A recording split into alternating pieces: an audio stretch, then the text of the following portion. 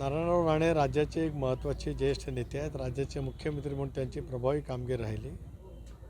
वेगवेगळ्या मंत्रिपदाचा कारभार करत असताना कोकणाच्या विकासासाठी त्यांचं योगदान मोठं आहेच.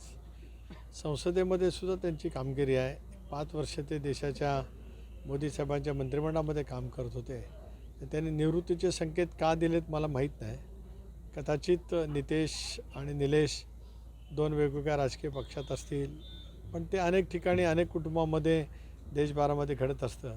त्यामुळे राणेसाहेबांसारख्या एका ज्येष्ठ नेत्याने निवृत्तीचे संकेत देणं हे राज्याच्या किंवा कोकणाच्या विकासाच्या हिताच्या दृष्टीकोनातून योग्य आहे असं मला स्वतःला काय वाटत नाही. माझे आणि नारायण राणेसाहेबांचे अतिशय जिव्हाळ्याचे संबंध आहेत, कौटुंबिक संबंध आहेत. पण मी स्वतः नारायण राणेसाहेबांचा जो पण बोलेन, नितेश निलेश या दोन्ही यांच्याजवळ माझे संबंध आहेत, मी त्यांच्याजवळही बोलेन.